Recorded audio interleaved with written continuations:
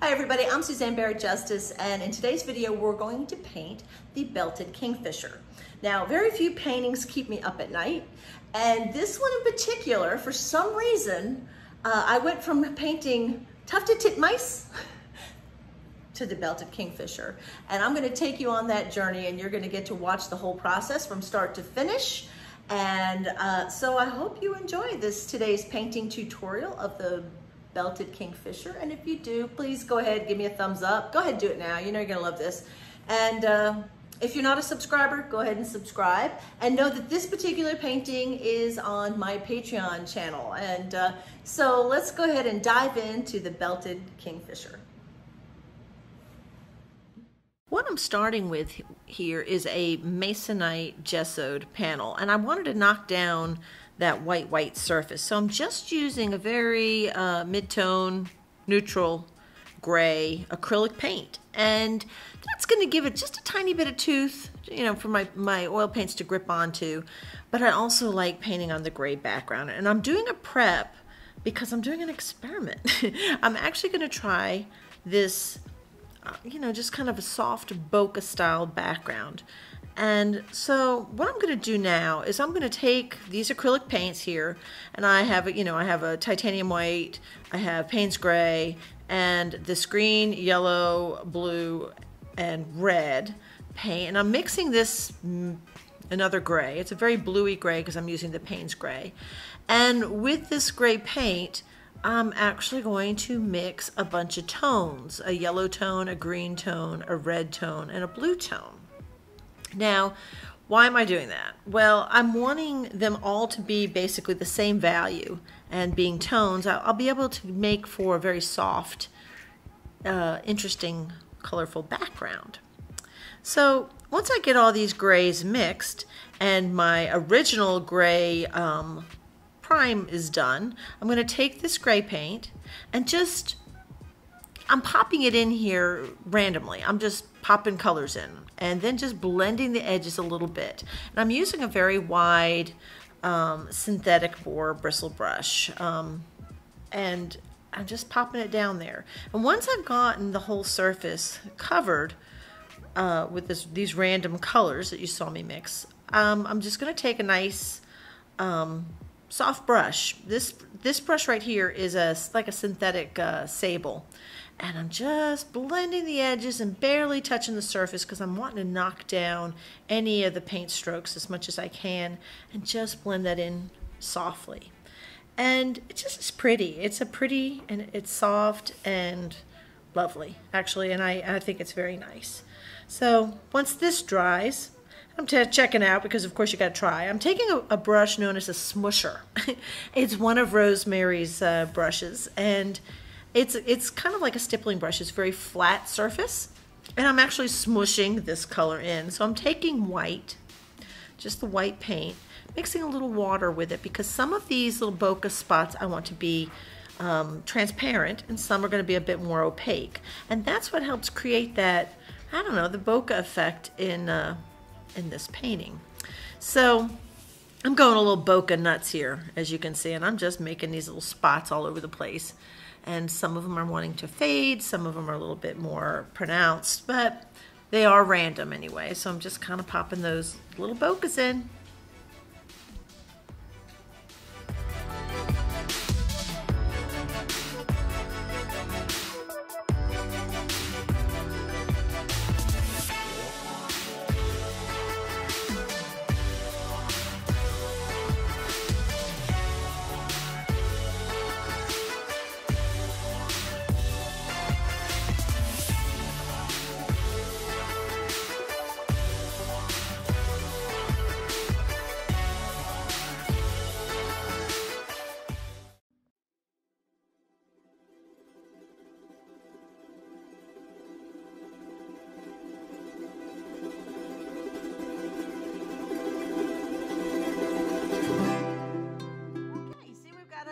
Kingfisher, and got that sketched on. Just use a little vine charcoal, got them on there.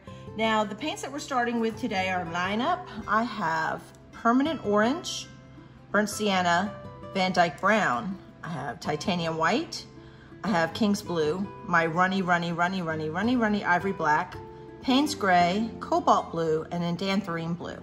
So we're going to start with that, see where we can go. And I'll try to call out what I'm doing as we go and move along. Oops. And yeah, so let's jump into this little Kingfisher. Our brush lineup today, at least what I'm starting with, I know I'm gonna mix it up a little bit, but we've got a number 5 Rosemary Strass Filbert, a 1/8 Rosemary Ivory Dagger, that's this little guy, and I have the Rosemary number 3 Eclipse Long Filbert, this guy. So we're gonna start with these brushes. I'm sure I'm gonna add some others, but I think we'll be able to do a lot with just this. And today I'm gonna get it blocked in. So I'm gonna mix some colors. So if you can see over here on the side, I'm going to take some Payne's Gray, a little bit of white, and a little bit of King's Blue, and mix the gray. Since the Kingfisher, this is a belted Kingfisher, and I remember the first time I saw one of these birds. I just moved to Tennessee, and we lived by a stream, a nice, creek, and I saw this bird. I was probably about 16 years old and saw it up on a telephone line, actually, and I'm like, what is this bird? Me being that person. I was always that person. And my father told me, yeah, it's a Kingfisher. And I was just intrigued by them. I'd watch them dive in and catch the little fish out of the creek. I was fascinated by them. And of course, there's a lot of different species of Kingfishers all over the world. This is just one that's common in this area of Tennessee. Okay, so what I did is I mixed a lighter version and a darker version of gray. And so, again, this was the King's Blue, Indanthrene Blue, and Payne's Gray. And this is the Payne's Gray with just basically Indanthrene Blue. So I've just kind of mixed 2 darker colors. And the reason I went with the Indanthrene, it's a very pigmented color, and it seems to just offer a little bit more life to this piece. So I'm going to start with my mid-tone or lighter gray. I am just going to look about the edges here. I know I've got to. And I'm going to probably make my bird look a little, how do I say it? I want it to look backlit. So I'm gonna drop back and punt for just a second. I'm gonna change my course. And by changing my course, I mean I'm actually going to go ahead and do the backlighting first. And so what you see me doing is I'm just breaking up the lines a little bit, but I'm putting in, just kind of highlighting the whites here. And I'm using a very small, let's see, what am I using there? I guess that's a number 2 Eclipse Filbert. And I'm just gonna go ahead and put the bill in. So I'm working basically from left to right, so I don't drag my hand through wet paint. And just setting the bill in, and we'll just be blocking everything in. So here, you see me just kind of blocking in the colors, and there's all kinds of interesting colors in this bill. And so I'll just move through the painting, block in as I can.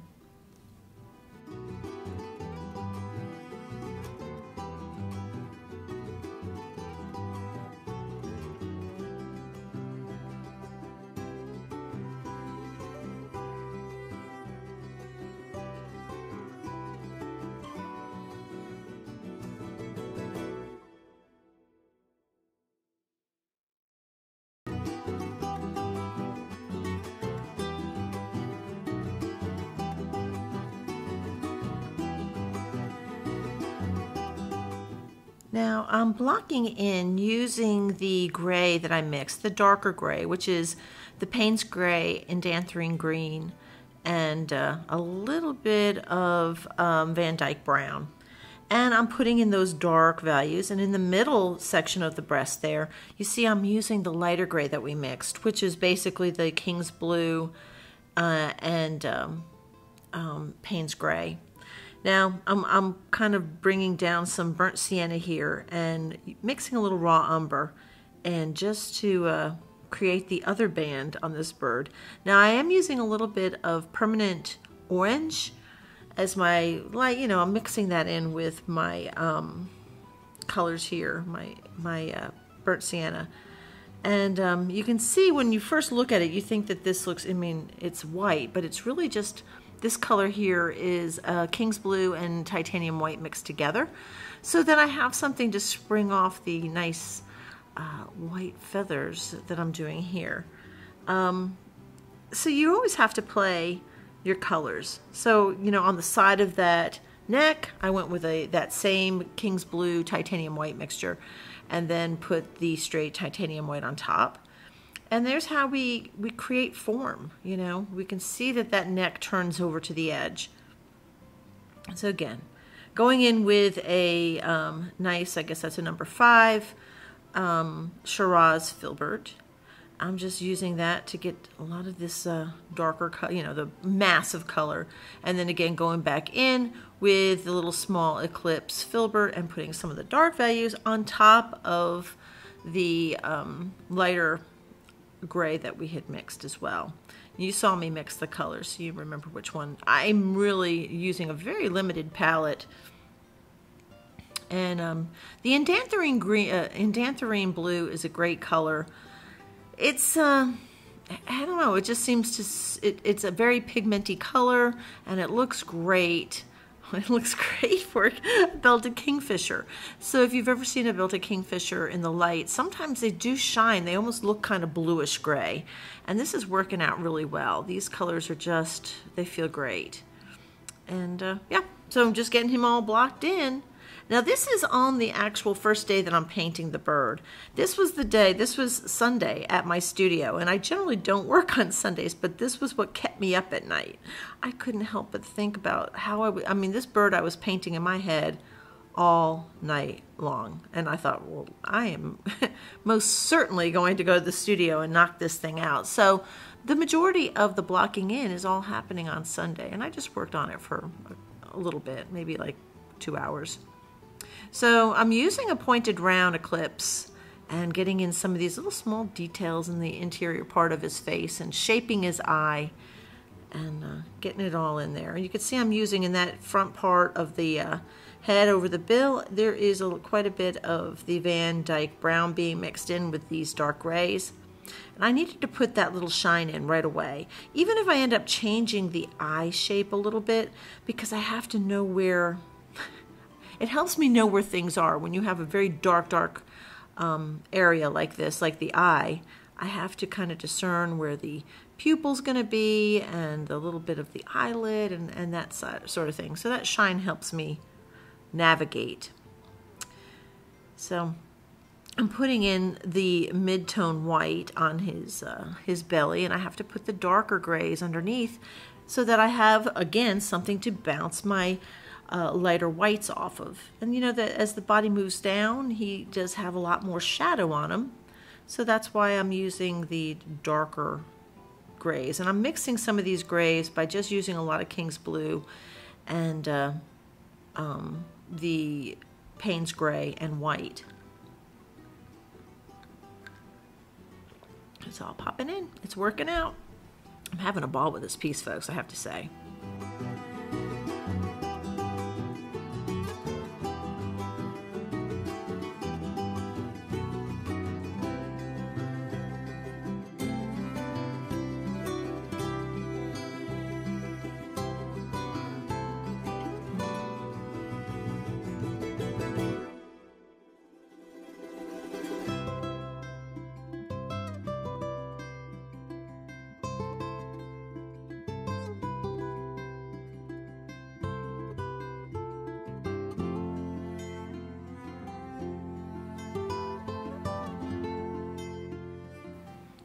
I've got to lay in this stick that he's on, and so the underneath is going to be a little bit darker, so sometimes I'm just kind of putting these dark values in, and it's a combination of the actually I'm using ivory black and Van Dyke brown, and just kind of suggesting where everything goes. But you have to know, and you know where this is going because you saw the finished piece.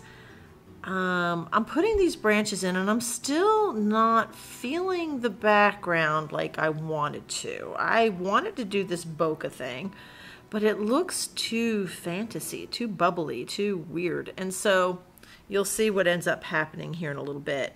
I need to get the stick in. I want to ground this bird, and all this is having to happen for me on Sunday afternoon. And what my Patreon folks are going to pick up on is the conversation I'm having internally with myself about, oh, you know, I've got to get this done so I can go to the grocery store. I still had to go to the grocery store. Yeah, true. It's a true story, folks.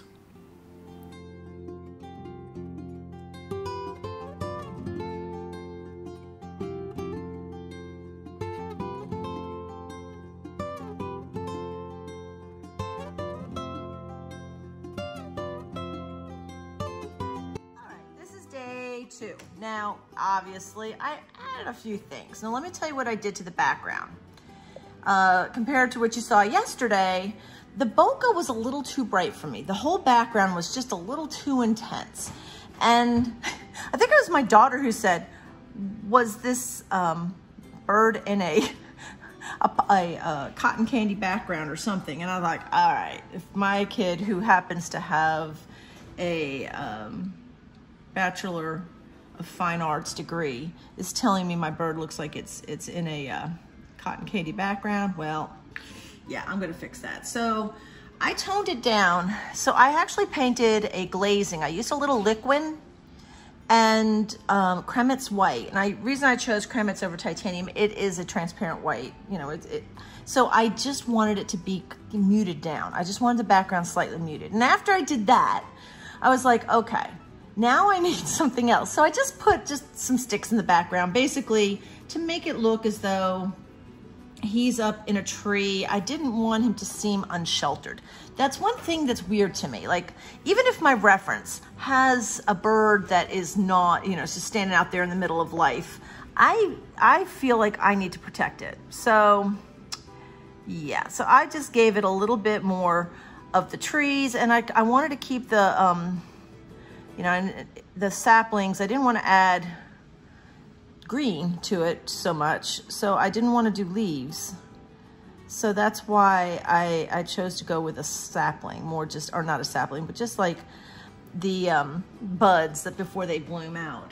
And that way I can avoid having to do the greens in this particular piece. And so that's what I did here. So I just took it to look like it's, you know, okay.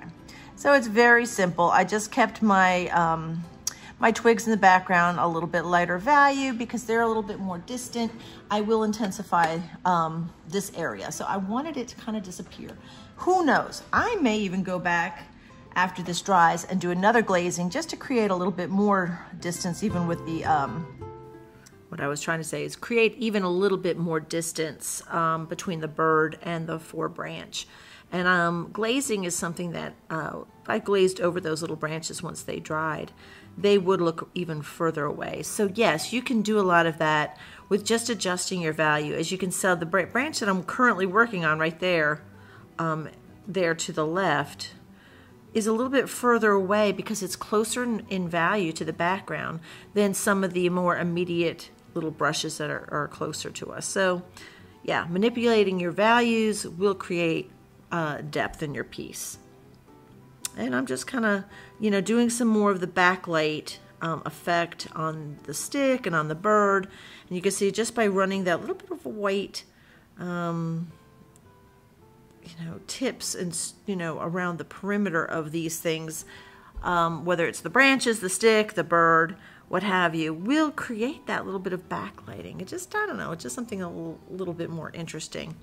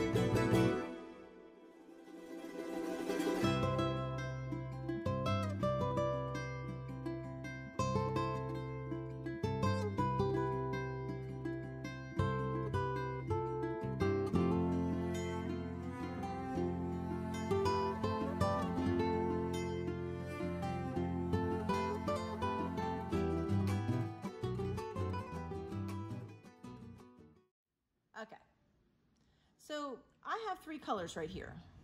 I have burnt sienna, I have permanent orange, and I have light red. Light red is an opaque color. This is a semi-transparent color. And this is, I'm pretty sure it's transparent. It could be semi-transparent, but anyway, if I need this effect, so I can take this color, I see a teaching moment, that's why I stopped. Mix a little bit of burnt sienna and this color. I can get pretty close to this color right here. But I know that if I want to cover up something, if I just use a dab of this, right, I will have the opacity that I desire. And I might not be able to achieve it if I was using a different, I mean, it might look like the same color or hue, but so like if I do this, see right there, I have a definite lighter, you can see it on there. I'll zoom in. So this is the light red, which is an opaque color.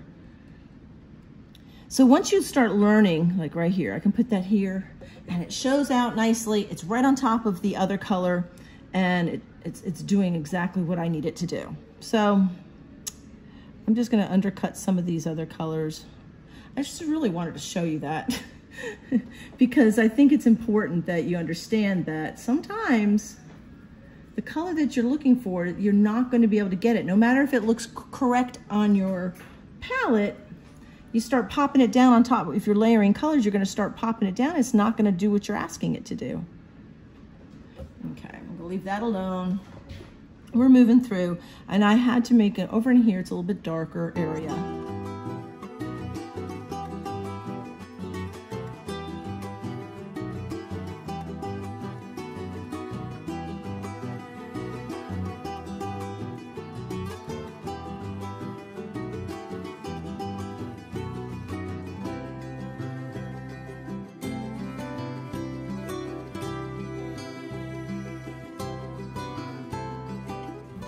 Everybody knows that I hate doing bird feet, and here, you know, I've got to get all the, you know, I'm starting to get close to the end here, but I realize I still have to do a little bird foot.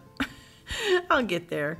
So I'm putting the little foot in there. Just, you know, I have to do the dark values first, and then I'll go back in and do some of the highlights on the feet, but I have to let those dry just a bit. Well, meanwhile, I'm going to work on this tail.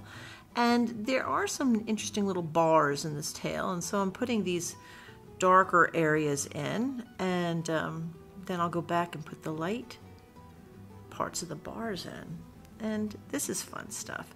I needed to widen this out a little bit. The tail was a little, those tail feathers were a little too short. So I'm putting those little bars in.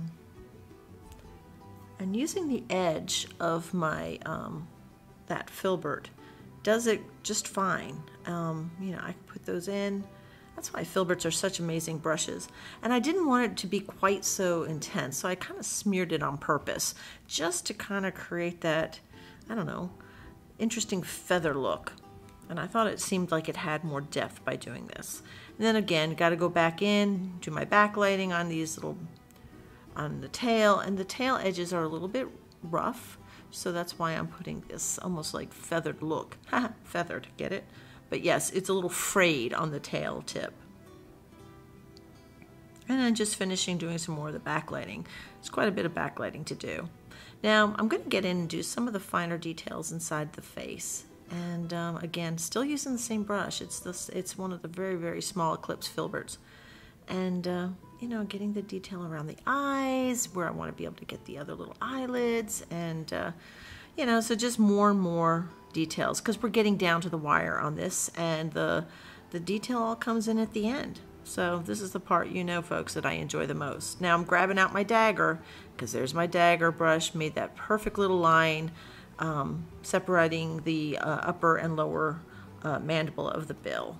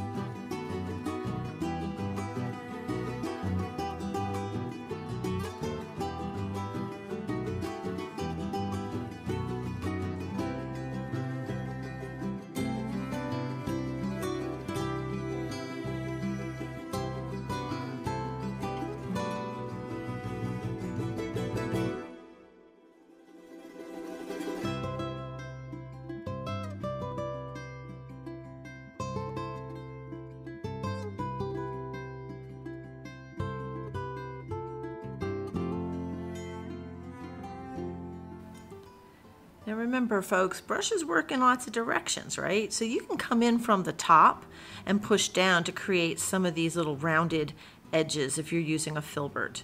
And so you watch, it's going to be not as obvious since this is in fast motion, but I will come in from the top and push down, or come in from underneath and push up, depending on which way I want the feathers to roll.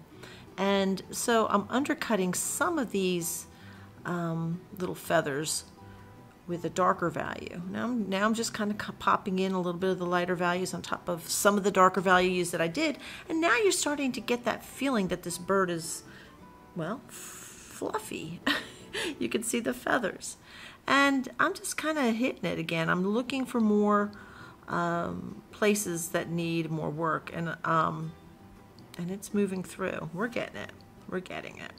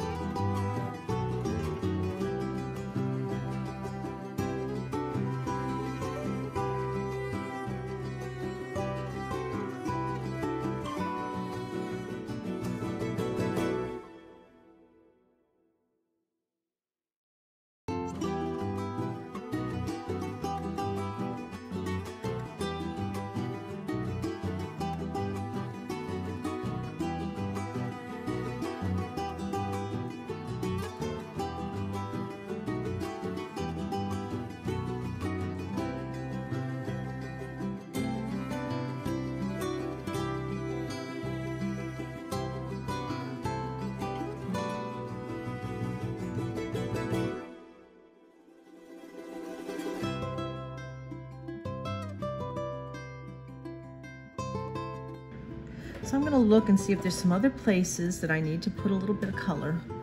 Well, let's go ahead and take a look at the whole piece, and I might be done. Let's take a look. Yeah, we do have a little bit of a bright light outside. Let's take a look here. Got the highlights around the head, around the crest. Backlightings, just a little bit. You know, you can see that little bit of backlighting around the outside. Feeling pretty good about it. Folks, I think that I may be done.